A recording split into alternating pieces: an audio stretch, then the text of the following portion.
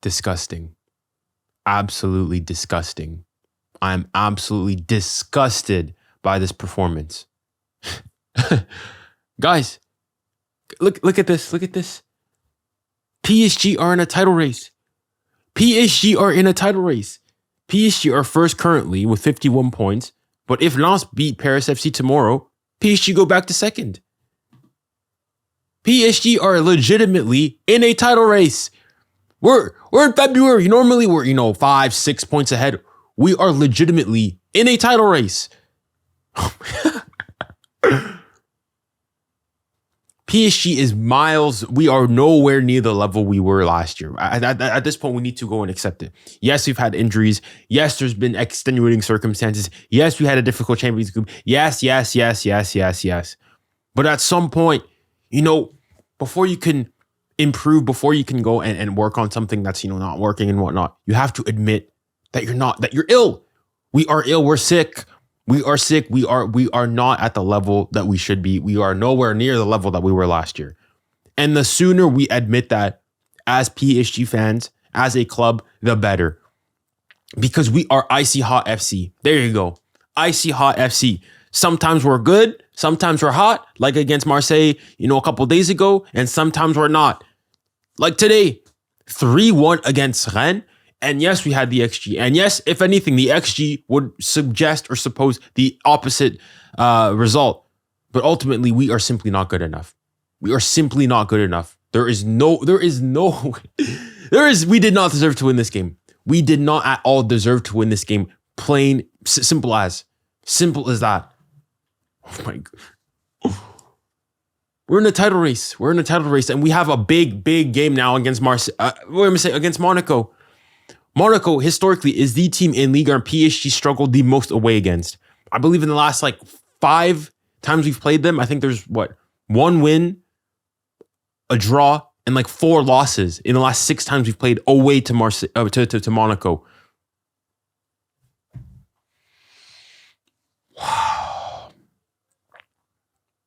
We're in a title race. We are legitimately in a title race.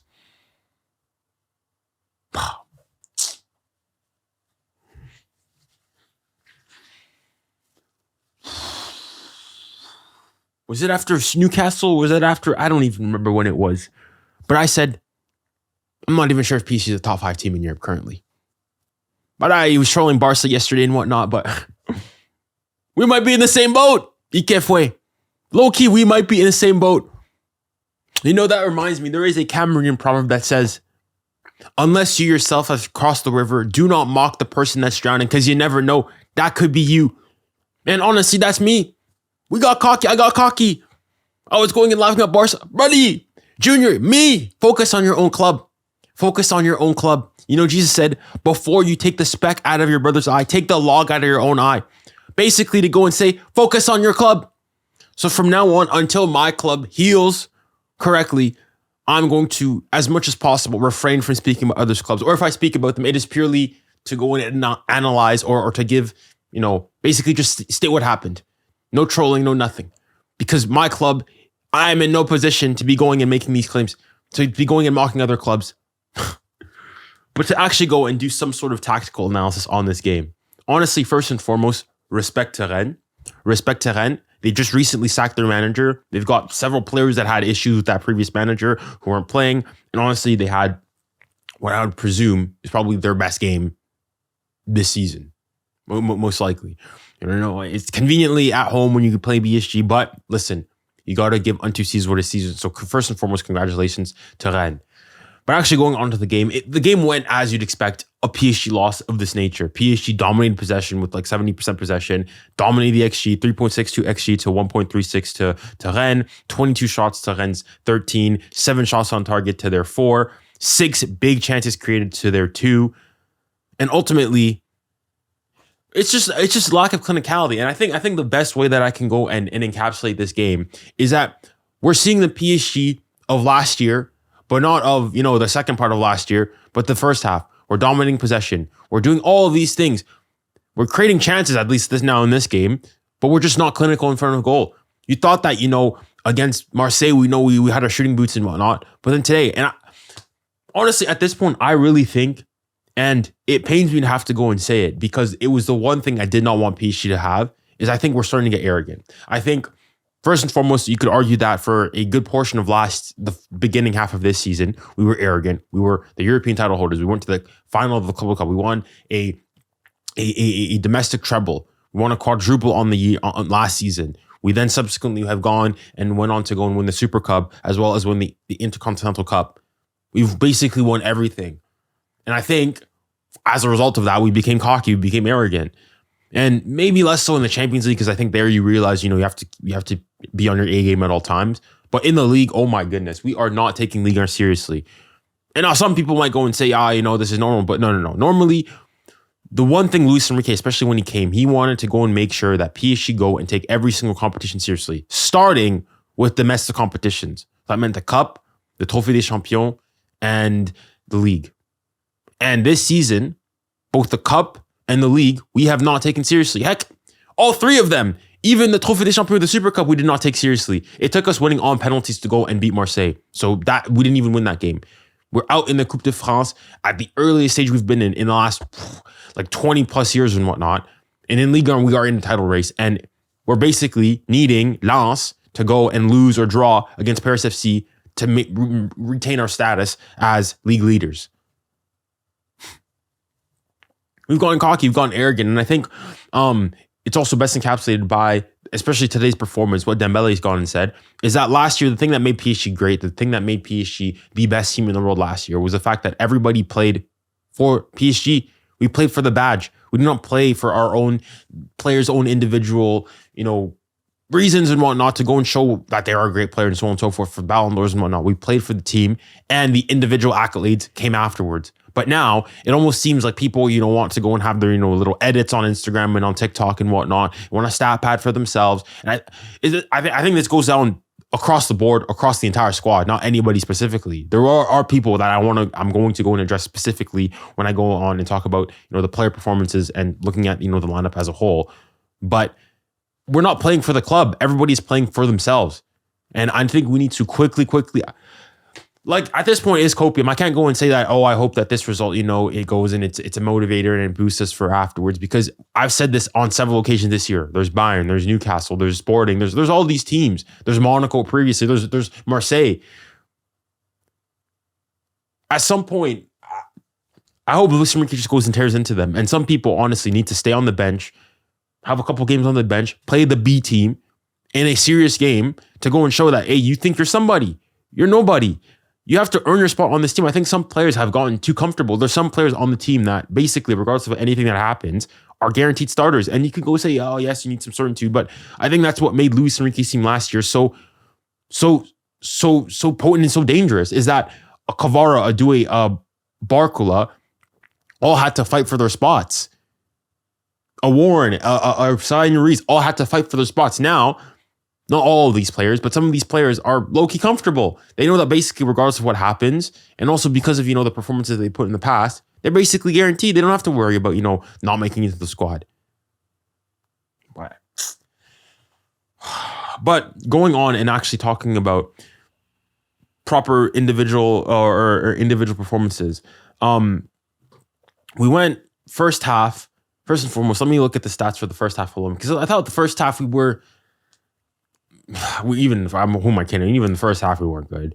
But looking at actual individual performances here today, starting off with Matvei Safonov, on all the goals there, I don't think there's really anything that he can go and do. The first one is absolute laser. The second one is a header, is a bullet header. And the third one, well, it's a cross that comes in. There's not much he can do. I thought he was good. And there's not much you can really basically ask of him. All the shots that he faced, the first one is absolute bullet. No keeper in the world is saving that. The second one again is I thought Matvei Safonov, even with his ball playing, I thought he was good today.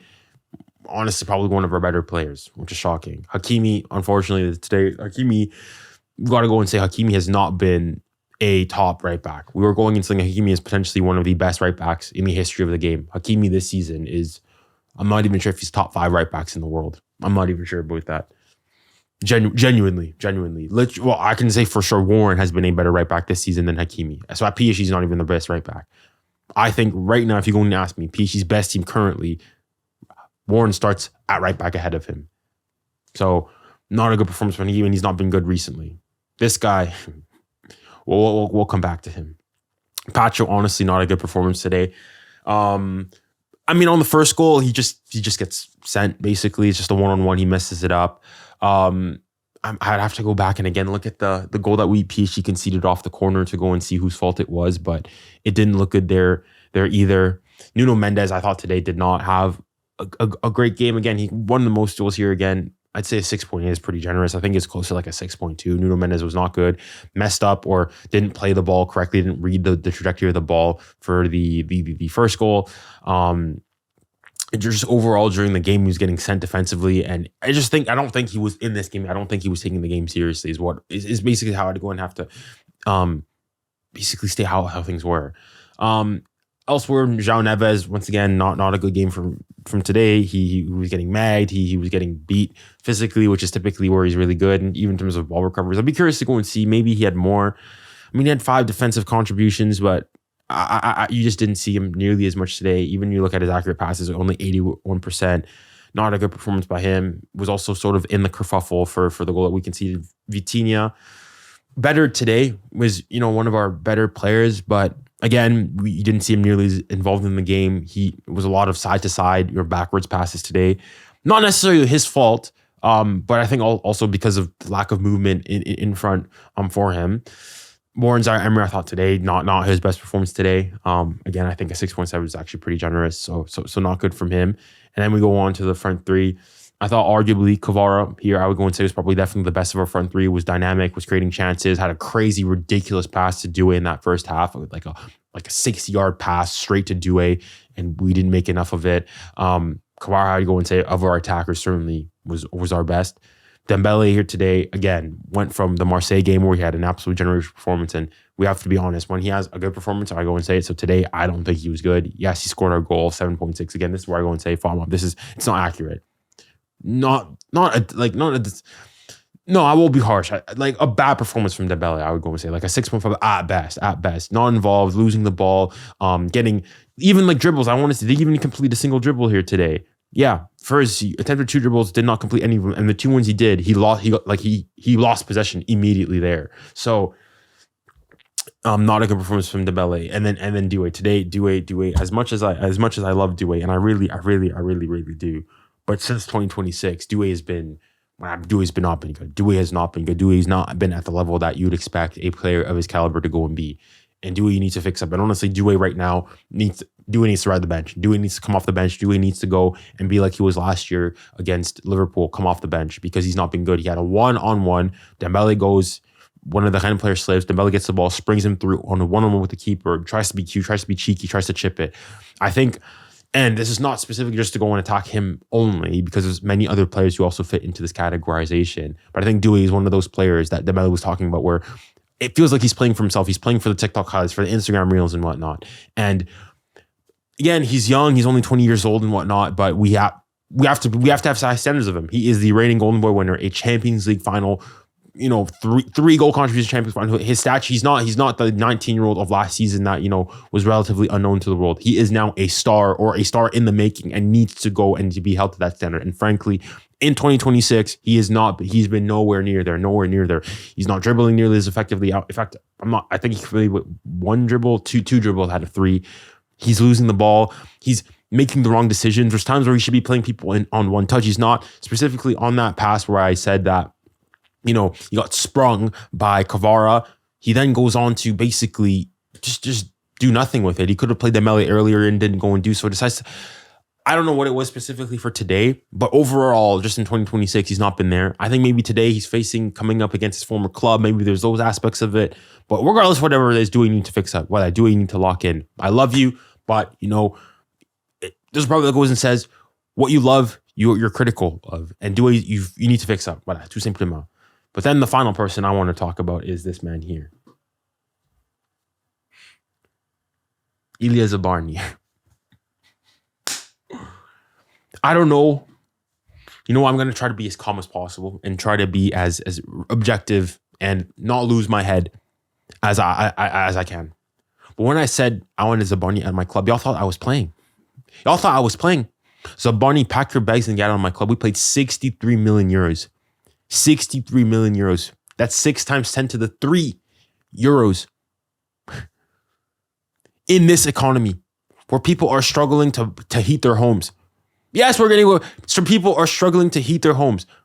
Though, there's one thing typically in football, if you have an attitude where you've got, behavioral issues and whatnot, you're causing problems, I can, to a certain degree, excuse them if on the pitch you're doing your business.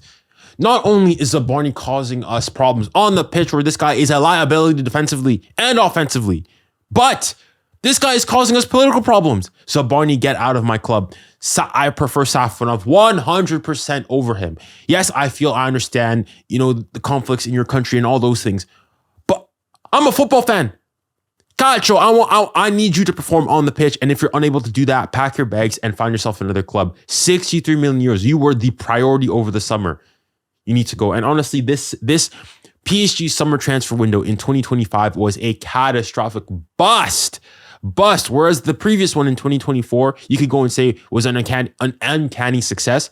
The 2025 one is a complete bust. Zabarni is a liability, and a 31, 32-year-old Marquinhos is miles clear of him. And then in goal, while Safonov is basically now officially our number one keeper. So 𝙀𝙀𝘿𝘾𝘼𝙎𝙀 and 𝙀𝙀𝙬 Zabarni have been catastrophic busts for PSG. Whatever. I think I've rambled on for enough. I'm looking at the recording. It's 17 minutes long. Honestly, I don't know what else to say, man. We just simply have not been good enough. And I just hope for a reaction against Monaco.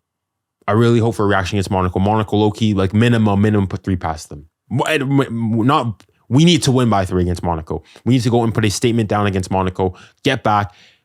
And now basically every single game in Ligue 1 is a must-win game. And this is precisely what I didn't want to happen. I wanted us to have sort of a little cushion in Ligue 1 to where then we can go and get the ground running when it comes to the Champions League. But no, of course, we're PSG. We have to go and make it more difficult for ourselves. But that's about it for me today. Yeah, 𝙊𝙀𝙖𝘿𝘾𝘼𝙎𝙏, all this stuff. Yeah, honestly, we're deserving of it. PSG, I'm not even sure if it's a top 5 team in Europe currently. But that's about it for me. Thank you guys very much. It's been a pleasure as always. And remember, stay safe, stay kind, and stay blessed. Godspeed.